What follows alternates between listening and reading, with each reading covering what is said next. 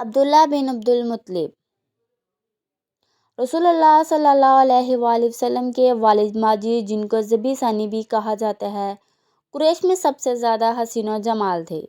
حسن و جمال میں ایسے تھے کہ قریش کی تمام نوجوان لڑکیاں ان سے شادی کی خواہش کیا کرتی تھی۔ 545 ہجری یا 550 میں پیدا ہوئے عبد المطلب کے 10 بیٹوں میں سے سب سے آخر میں عبداللہ پیدا ہوئے۔ عبد المطلب نے منت مانگی تھی کہ اگر اس کے 10 بیٹے ہوئے تو وہ ایک کو اللہ کی راہ میں قربان کر دے گا۔ چنانچہ ایک مرتبہ عبد المطلب نے خواب دیکھا جس میں ایک نورانی شخص اسے زمزم کھودنے کا کہہ رہا ہے۔ 3 دن تک وہ یہ خواب دیکھتا رہا۔ بالآخر اس نے چاہا زمزم تلاش کرنا شروع کر دیا۔ اس کے بڑے بیٹے حارث بھی ان کے ساتھ تھے۔ اس وقت حارث کی عمر 15 سال تھی اور ایک ہی بیٹی تھے۔ جب قریش نے مزاحمت کی کہ یہ ہمارے باپ دادا اسماعیل علیہ السلام کی وراثت ہے اور ہم بھی حق رکھتے ہیں، تو عبد المطلب نے کہا کہ مجھے اس کی بشارت دی گئی ہے۔ اس کے بعد انہوں نے اللہ سے 10 بیٹے مانگے۔ چنانچہ اللہ تعالیٰ نے ان کی دعا قبول کر لی۔ عبداللہ جب پیدا ہوئے اور بڑے ہوئے تو ان کو اپنا وعدہ یاد آیا۔ جب عبد المطلب عبداللہ کو قربان کرنے کے لیے لے جا رہے تھے، عاتکہ بنت عبد المطلب اور ام حکیم نے رونا پیٹنا شروع کر دیا، غرض نوحہ خوانی شروع کر دی، حتیٰ کہ ننگے سر عبداللہ کو پکڑے والد سے اس کی جان بخشنے کی فریاد کرتی رہی۔ دونوں بہنیں عبداللہ سے اس قدر محبت کرتی تھیں کہ عبداللہ کے پیچھے پیچھے کئی کلومیٹر تک گرم صحرا اور پہاڑوں میں بنا جوتوں کے چل رہی تھی۔ پھر ایک خاتون ملی جس نے یہ کہہ کر جان بخشی کہ تدبیر نکالی کہ عبداللہ اور اونٹوں کے نام قرآ میں لکھ کر اسے پانی میں پھینک دیا جائے، جس کا نام زیادہ مرتبہ نکل آئے اس کی قربانی کی جائے۔ جب قرآ ڈالا گیا تو پہلے عبداللہ کا نام نکل آیا، اس کے بعد مسلسل اونٹوں کے نام نکلتے رہے، حتیٰ کہ 100 اونٹ ہو گئے۔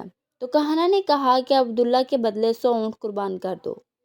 جب عبداللہ 20 سال یا 25 سال کے ہو گیا تو والد نے ان کی شادی کے غرض سے مدینہ منورہ یعنی قدیم یثرب کا سفر کیا، لیکن اس سے قبل ایک خاتون قتیلہ بن نوفل نے دکھ لیا اور ان کے چہرے اور پیشانی پر نور نبوت کی تجلیاں انوارات برس رہے تھے۔ قتیلہ مکہ کے قریب ہی بیٹھی تھی کہ فوراً کھڑی ہو گئی اور عبداللہ سے کہا کہ کہاں جا رہے ہو اے عبداللہ؟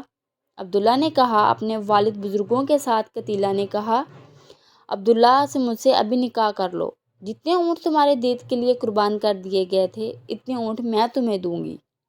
عبداللہ نے کہا میں ہرگز اپنے والد کے خلاف نہیں کر سکتا، جہاں وہ جائیں گے میں بھی وہیں جاؤں گا۔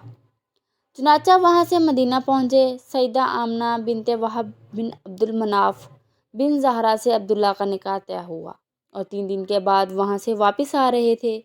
عبداللہ نے جب قتیلہ کو دیکھا تو والد سے علیحدہ ہو گیا اور قتیلہ سے کہا کہ کیا تم اب بھی مجھ سے نکاح کرنا چاہتی ہو؟ قتیلہ بنت نوفل نے کہا کہ نہیں، اب مجھے تمہاری کوئی چاہ نہیں ہے، کیونکہ تمہارے چہرے پر نور نبوت کے آثار دیکھے جو اب نہیں ہیں۔ تم کہہ رہے ہو اتنے دن۔ عبداللہ نے کہا میرے والد بزرگوں نے میرا نکاح کروایا۔ قتیلہ اس لیے وہ نور نبوت اب تمہارے چہرے پر نہیں، بلکہ جہاں اللہ نے چاہا وہ منتقل ہو گیا۔ عبداللہ کی شادی کا سن کر بنو مخزوم، بنو عبد المناف، بنو عبد شمس کی لڑکیاں بیمار پڑ گئیں۔ قتیلہ بنت نوفل ورقہ بن نوفل کی بہن اور ام المومنین سیدہ خدیجہ الکبریٰ کی چچا زاد بہن تھی، جو نہایت حسین و جمیل اور پاکیزہ خاتون تھی۔ عبداللہ تجارتی قافلے کے ساتھ غزہ گئے، واپسی پر اپنے ننہال یعنی مدینہ میں ٹھہرے۔ جب شام غزہ سے واپس ہوئے تو بیمار تھے، چند دن مدینہ منورہ میں رہے، وہیں ان کا انتقال ہوا۔ جب کافی عرصہ گزر گیا تو عبد المطلب کو تشویش ہوئی۔ انہوں نے اپنے بیٹوں کو عبداللہ کو لینے بھیجا، کیونکہ قافلے والوں سے جب عبد المطلب نے پوچھا تو انہوں نے کہا کہ عبداللہ سخت بیمار تھے، اسی لیے انہیں ان کے ننہال یثرب مدینہ میں بنو نجار میں چھوڑ کر آئے۔ جب حارث و زبیر وہاں پہنچے تو ان کو یہ معلوم ہوا کہ عبداللہ کا انتقال ہو چکا ہے، تو ان پر یہ خبر ایک کرب عظیم کی طرح گزری۔ جب یہ خبر عبد المطلب تک پہنچی تو ان کے گھر کوحرام برپا ہوا۔ سیدہ آمنہ بنت وہب اس قدر غمزدہ دل گرفتہ ہوئی کہ انہوں نے فراق میں عبداللہ کے لیے مرثیہ کہے۔ بطحہ کی آغوش ہاشم کی صاحبزادے سے خالی ہو گئی۔ وہ بانگ و خروش کے درمیان ایک لحد میں آسودہ خواب ہو گیا۔ اسے موت نے ایک پکار لگائی اور اس نے لبیک کہہ دیا۔ اب موت نے لوگوں میں ابن ہاشم جیسا کوئی انسان نہیں چھوڑا۔ کتنی حیرت ناک تھی وہ شام جب لوگ انہیں اٹھائے تخت پر لے جا رہے تھے۔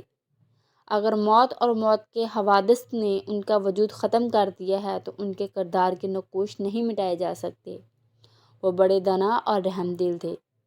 رسول اللہ صلی اللہ علیہ وآلہ وسلم اس وقت شکم مدری میں تھے جب آپ صلی اللہ علیہ وسلم کے والد محترم عبداللہ کا انتقال ہوا۔ آپ صلی اللہ علیہ وآلہ وسلم جب ہجرت کر کے مدینہ تشریف لے گئے تو وہاں نبغ الجادی کے مقام پر جہاں آپ کے والد محترم دفن تھے تشریف لے گئے۔ آپ صلی اللہ علیہ وآلہ وسلم جب 6 برس کے تھے تو والدہ محترمہ کے ساتھ یہی نبغ الجادی کے گھر تشریف لائے۔ والدہ ماجہ اکثر اپنے شوہر کے قبر پہ آیا کرتی تھی۔